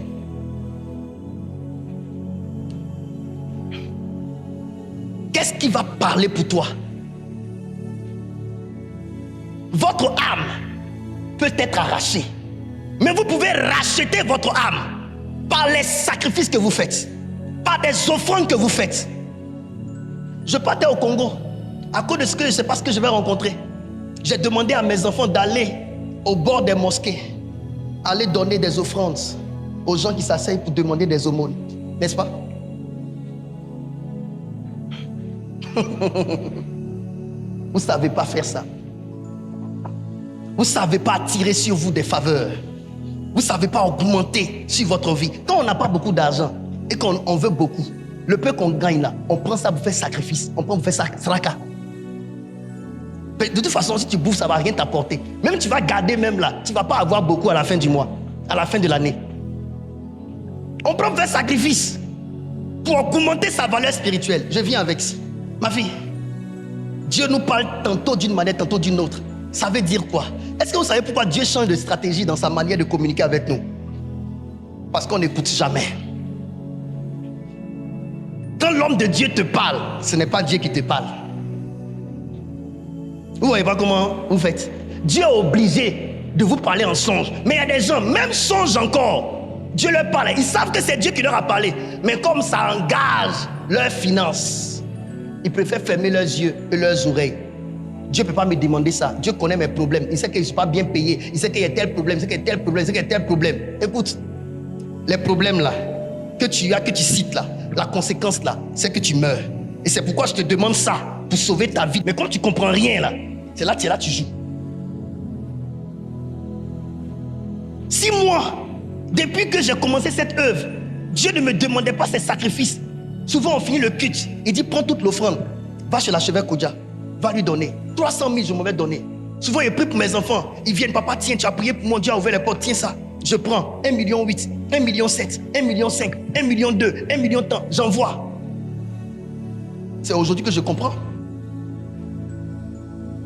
Quand j'avais été attaqué ici, la sorcière est venue me dire, on a envoyé des femmes vers toi pour te faire tomber. Mais elles ont toutes échoué. J'ai attrapé ma tête, j'ai commencé à rayer dans l'église, les filles. J'ai dit, mais c'est qui? C'est celle-là. C'est celle-là. C'est celle-là. Je ne savais même pas. Il dit, mais je suis allé dans des églises. J'ai cassé les églises des hommes de Dieu. Je les ai fait tomber. Mais toi, je t'ai fléché. Mais tu as senti la flèche. Alors que c'est une flèche invisible, tu ne devais pas voir. Comment tu as su? C'est tout ce que Dieu me demande là. Qui a créé une sensibilité dans le monde spirituel pour que l'ennemi ne puisse pas m'atteindre. Tu ne sais pas pourquoi Dieu te demande ces choses. Et tu t'amuses. Et un jour, le problème c'est que vous voulez vous sauver avec l'offrande que vous vous êtes créée dans la tête. Quand ça commence à chauffer, c'est tard. C'est ce que Dieu t'a demandé de faire depuis là, qui devait te sauver. Et non ce que toi-même tu as senti que maintenant c'est chaud, tu viens maintenant avec. On ne peut pas. Moi quand c'est comme ça, il te dit, il faut prendre. Il faut prendre. Parce que je ne vais pas prendre ça pour que mon nom reste dessus. Parce que Dieu lui-même là, il est déjà plus là. L'un de vos frères ici a fait ça. On lui parlait. Je suis allé dans sa maison. J'ai parlé, il n'a pas écouté. À l'hôpital, il demande, pourquoi papa ne vient pas me voir ici à l'hôpital? Il m'a même appelé au téléphone, je lui ai dit, Monsieur Doué, quand Dieu m'avait pris pour t'avertir, tu as bouché les oreilles, tu n'as pas écouté. Maintenant, Dieu t'a quitté. Je ne peux plus rien faire. 2 jours après, il est décédé. Il y a des gens qui pensent qu'ils sont tellement beaux, ils ont tellement de grands rêves que Dieu ne peut pas, c'est même pas Dieu, que Satan ne peut pas les faucher. Et là, tu vas mourir. L'un de mes fils, basketteur, grand détail, il jouait basket aux États-Unis. Chaque fois qu'il doit livrer des grands matchs, il tombe sur le terrain. On le fait sortir, la maladie s'arrête. Il tombe, la maladie. Quand il est venu à Abidjan, je l'appelle, viens, on va jeûner, prier. Viens, on va faire. Oh, prophète, ça va, je me sens bien. Il dit, viens, on va prier. 3 jours, il va à l'hôpital. Il sort de l'hôpital. On dit il a une infection au niveau de son poumon. Il m'appelle, il dit c'est pas grave. Il dit, Michel, là où tu es, arrête-toi là, je te trouve là. Non, prophète, c'est rien. Demain, je t'appelle et puis on se voit. La nuit à 23h, mon téléphone sonne, on dit il est mort. Les chrétiens aussi, ils ne veulent pas écouter. Ils ne veulent pas écouter, c'est ça. Dieu parle tantôt d'une manière, tantôt d'une autre. Tu as trop de combats mais tu ne comprends pas. Tu as trop de combats, mais tu ne comprends pas. Trop de choses répétées, mais tu ne comprends pas. Trop de malheurs répétés, mais tu ne comprends pas. Dieu doit te parler comment? Continue ma fille, je finis maintenant. Dieu parle cependant, tantôt d'une manière, tantôt d'une autre, et on ne le remarque pas. On ne le remarque pas. Il parle par des rêves. Il parle par des rêves. Par des visions nocturnes. Par des visions nocturnes. Quand un sommeil profond tombe sur les hommes. Quand ils sont endormis sur leur lit. Il leur communique alors son message et confirme les avertissements qu'il donne. Il confirme les avertissements qu'il donne. Il confirme. Ça veut dire quoi? Tu fais un rêve. Je donne un exemple. Tu fais un mauvais rêve où on te poursuit aujourd'hui. 2 jours après, tu fais encore le même rêve. On te poursuit. C'est confirmation que tu vois comme ça. Il est en train de te parler. Il est en train de te parler pour dire, faut courir. Cache-toi. Cache-toi, on te poursuit. Cache-toi. Se cacher là, c'est pas de se réveiller le matin, expliquer à ton pasteur pour qu'il te donne l'explication. C'est pas ça. Il y a des choses à faire. Il y a des choses à faire. Mais les choses à faire là, tu vas pas suivre. Parce que tu trouves tout difficile. Quand on prie Dieu pour une situation, Dieu nous dit ce qu'il faut pour régler la situation. Est-ce que vous savez que quand vous avez des documents à faire et que vous voulez que ça aille vite, ce n'est pas juste avec la bouche que vous devez parler aux gens. Vous mettez quoi? Un peu d'argent. Et puis ça passe vite. Mais toi, tu dis ton argent ne sort pas. Tu vas aller faire ton visage là comme un bœuf battu. Tu casses ton nez là. Tu casses ton nez un côté. Tu casses l'œil là. Tu fais pitié comme ça. Mais on dit, ça passe. Faut donner. C'est la règle. Tu sèmes et puis tu passes. C'est pourquoi la Bible dit, les présents donnent accès auprès des grands. Mais il y a des gens qui savent prendre cadeau pour aller donner à leur patron. Mais ils ne savent pas s'aimer pour que leur vie soit sécurisée. Pour gagner en hauteur et en taille dans le monde spirituel.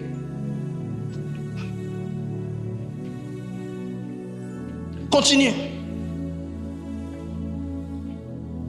Il veut ainsi détourner l'homme de sa manière de faire. Il veut détourner l'homme de sa manière de faire. Dans la version Louis II, on dit il veut détourner l'homme de la force. La force, c'est la tombe. Continue. Il évite à l'homme fort de tomber dans l'orgueil. Il préserve son âme de la tombe et sa vie de la menace du javelot. Très bien. Par la douleur aussi, l'homme est corrigé. Par la douleur, l'homme est corrigé. Continue. Quand il est cloué au lit, Quand il est cloué au lit, tout mon corps me fait mal.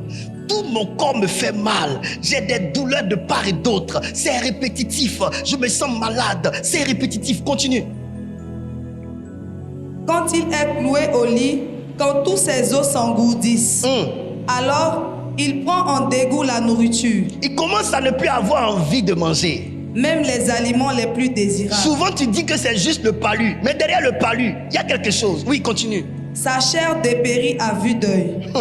Ses os qu'on ne voyait pas transparaissent. Ce sont des signes que Dieu te montre comme ça pour que tu comprennes que spirituellement, ils sont en train de s'approcher de toi. Et on va parler des messagers de la mort. Continue. Son âme s'approche de la tombe. Son âme est en train de s'approcher de la tombe.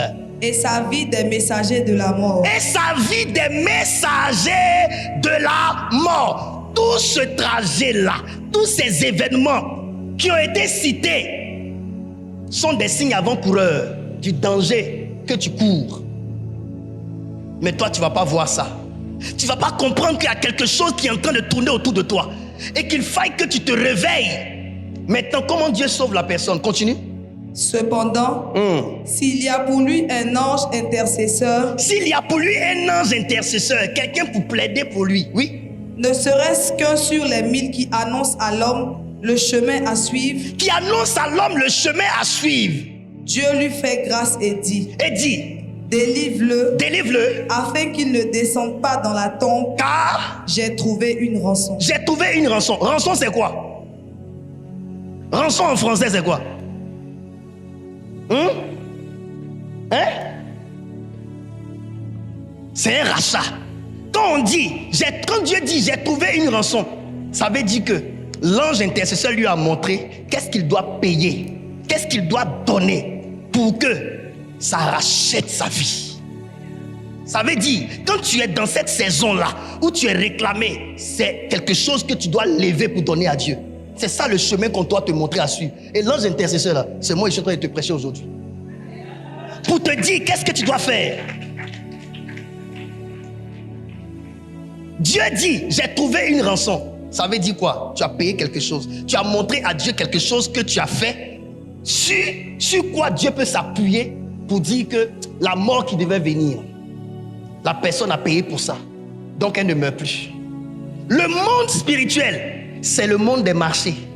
C'est le monde des ventes et achats. Achat-vente. C'est le monde des achats et des ventes. On peut avancer. Je vais dire une vérité capitale et puis je vais m'arrêter avec un dernier verset. Le reste, on va continuer prochainement. Écoutez bien ceci. Ah Jésus, j'enseignerai juste quand je vais mourir. Regardez ici. Un jeune va à l'école. Il a eu son BEPC. Il a eu son bac. Et quand il regarde dans son pays ici, il sait que s'il veut travailler dans des entreprises pour être payé très cher, il faille qu'il augmente sa valeur sur le marché. Qu'est-ce qu'il fait? Il décide de voir ses parents et d'aller dans des pays développés et avoir certains diplômes pour augmenter sa valeur. Il va, il fait des études, il gagne certains diplômes. Et ces diplômes-là, quand tu les as, quand tu viens dans ton pays, dans notre pays en Côte d'Ivoire ici, avec ces diplômes-là, tu te vends très cher. N'importe qui ne peut pas t'avoir dans son entreprise. Tu as gagné en valeur. Dans le monde spirituel, c'est pareil. Parce que tout ce que vous voyez dans le monde physique ici tire sa source du monde spirituel. Il y a des gens parmi vous qu'on peut tuer juste avec un poulet. Tu sais pourquoi on peut te tuer avec un poulet? Parce que ta valeur spirituelle, c'est le poulet. Non, je ne mens pas. Tu ne coûtes pas plus cher que le poulet dans le monde spirituel.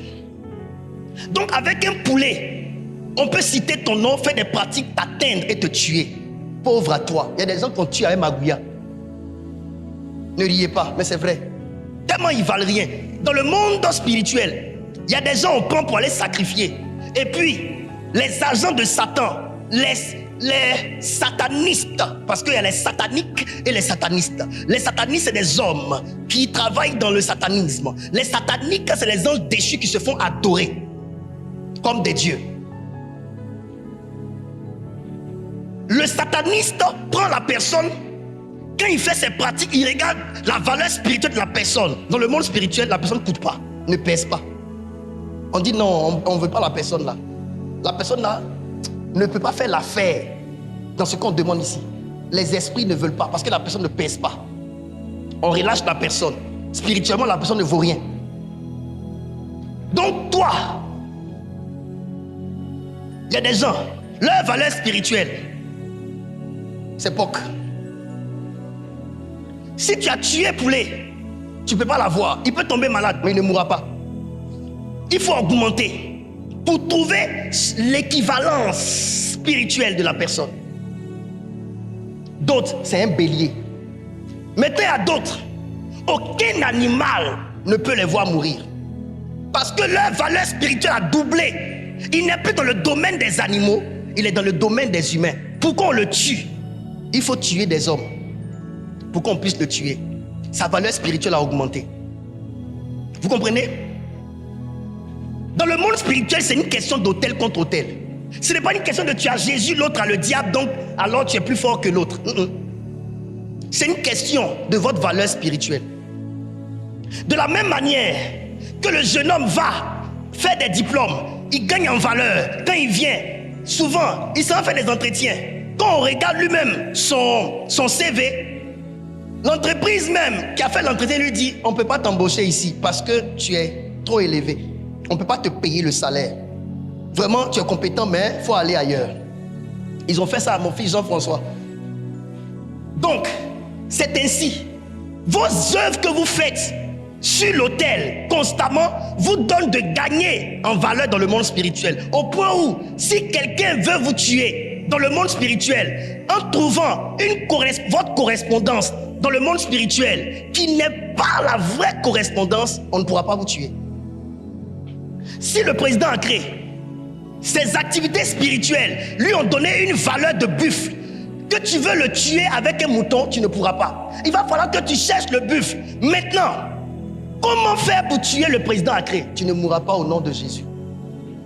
Il faut que celui qui veut le sacrifier réussisse à trouver le buffle. Quelqu'un qui veut vraiment te voir mourir, qu'est-ce qu'il n'est pas capable de faire? Ils vont chercher. Et s'ils ne peuvent pas, comment ils vont faire? La personne maintenant s'en va consulter et on cherche à rentrer dans ta famille. Pour voir tes ennemis du côté de ta famille, ça sera plus facile. Donc Alicia qui est là, il y a peut-être sa tante qui veut la sacrifier. Elle est sorcière, donc elle est du camp de l'ennemi aussi. L'ennemi de Alicia qui est ici, qui veut tuer Alicia, va maintenant dans le spirituel, contacte la tante de Alicia, lui donne quelque chose, une offrande, pour sceller une alliance avec la tante d'Alicia, pour que la tante d'Alicia vende Alicia.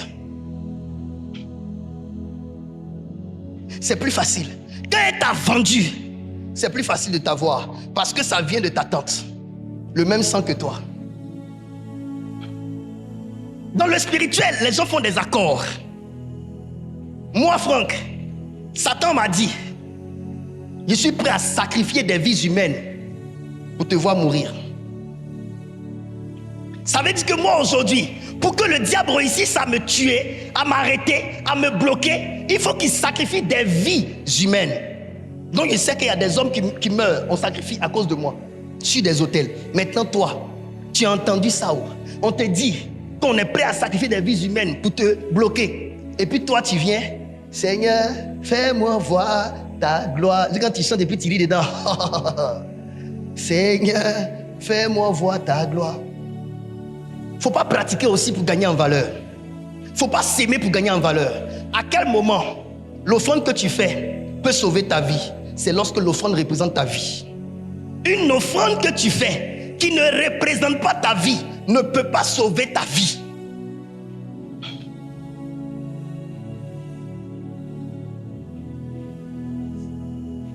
Amen.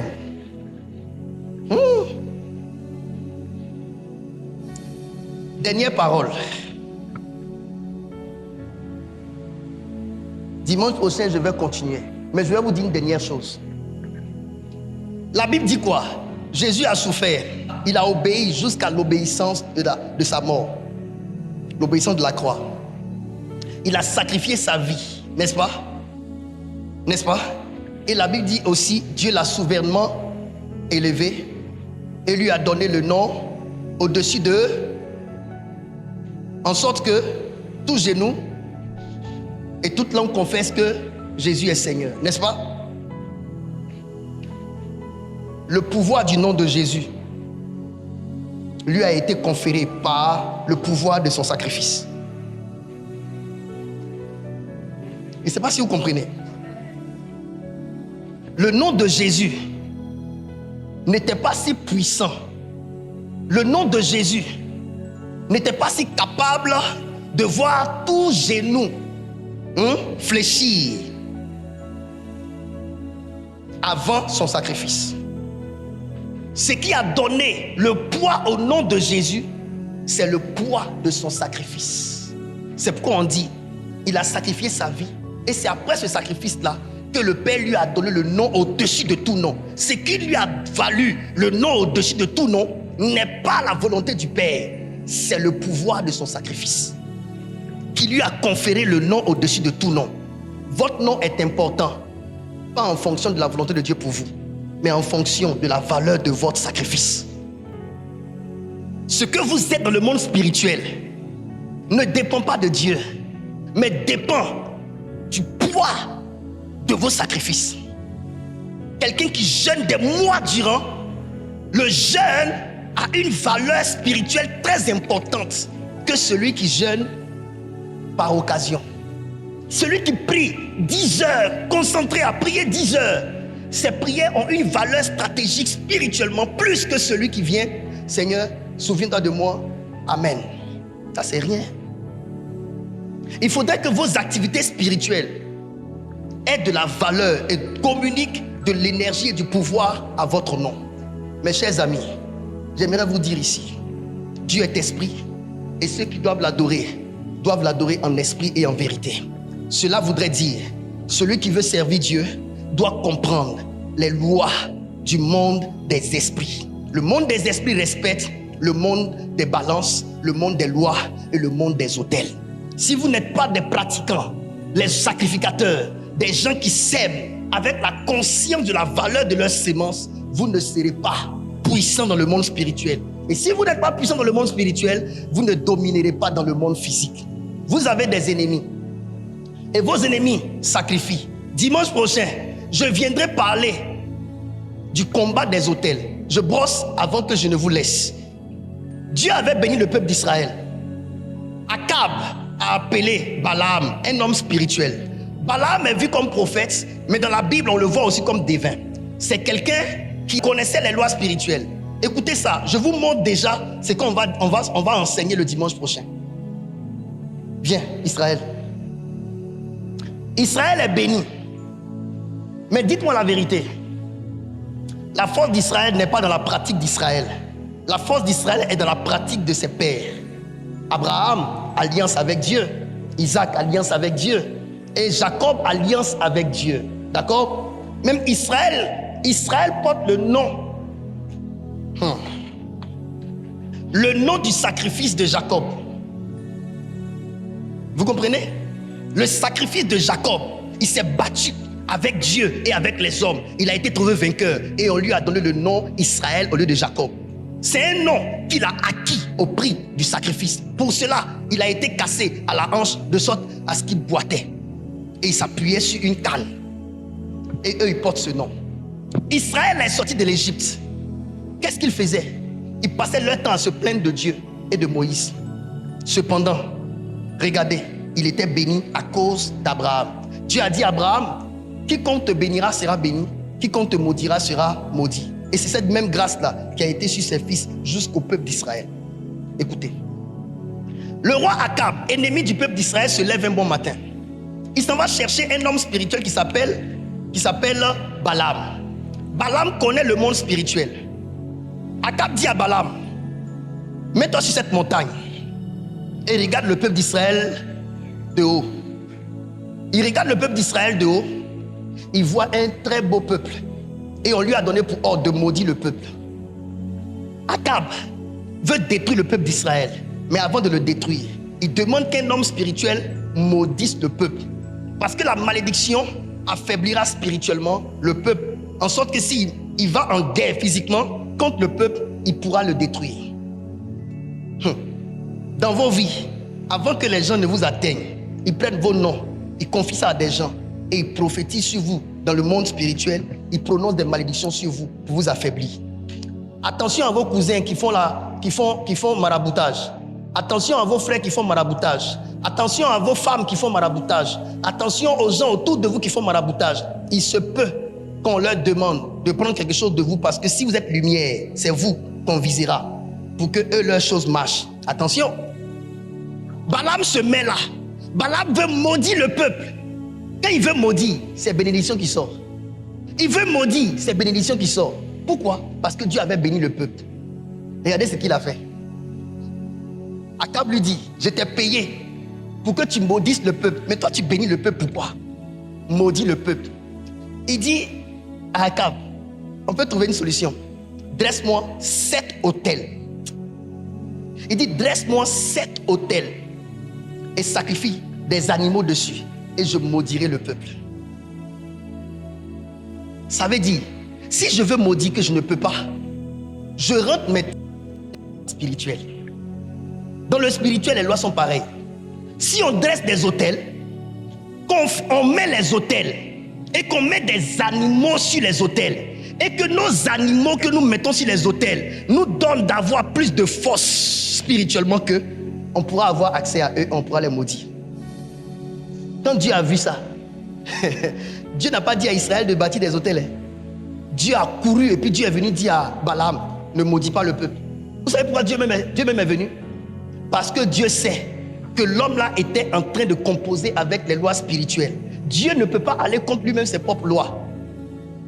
Si cet homme-là, on le laisse faire ce qu'il est en train de faire, il finira par maudire le peuple d'Israël qui n'est pas conscient qu'il faut établir des autels et les fortifier. Et donc Dieu est venu. C'est la même chose avec Nimrod. La façon dont ils étaient unis là, Dieu dit si on les laisse, personne ne pourra les empêcher de faire ce qu'ils veulent faire. Et quand c'est comme ça, ce n'est pas un ange qui vient, c'est Dieu lui-même qui vient. Il confond leur langue. Quand les ennemis rentrent dans le process de la loi des autels, ils sont dangereux, on ne peut pas les arrêter. Pourquoi les chrétiens souvent tombent au combat face aux occultistes? Ils s'en foutent de votre histoire, de vous être chrétien. Ce n'est pas une question de chrétien ou pas, c'est une question de poids spirituel. Président Accré, là où tu es là, tu es chrétien, n'est-ce pas? Si quelqu'un est païen, qu'il est agbolotté, que physiquement il peut te frapper, si tu sors, et qu'il ne peut pas te frapper. Est-ce que parce que tu es chrétien, tu as force que lui? Ce n'est pas toujours une question de chrétien, c'est une question de force. Si même celui qui sert le diable a plus de force spirituellement que toi, il va te mettre à terre. C'est pourquoi on vous demande de vous renforcer. La Bible dit celui qui est en nous est plus fort que celui qui est dans le monde, n'est-ce pas? Mais la Bible dit celui qui est en nous. La Bible n'a pas dit vous.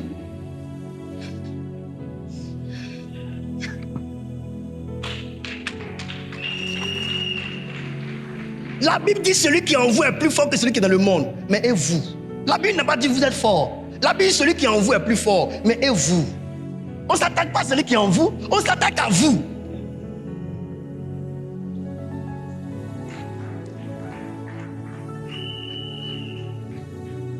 Jésus-Christ, on ne peut pas le vaincre. Mais toi, on peut te vaincre. Parce que tu n'es pas grand comme lui. Tu n'es pas puissant comme lui. Tu n'es pas fort comme lui. Tu es bébé dans le Seigneur. Tu n'es pas grand. Ta vie de prière ne te donne même pas de poids dans le monde spirituel. Tu ne pries pas, tu ne jeûnes pas, tu ne sèmes pas. Tu n'es pas spirituel. Tu n'es pas fort. Si on t'a gagné, ils vont te lancer plaie. Plaie, elle va bouffer ton pied jusqu'à tu vas mourir. Sauf si tu es dans une alliance avec quelqu'un qui est plus grand que toi et que tu respectes. Que Dieu te bénisse.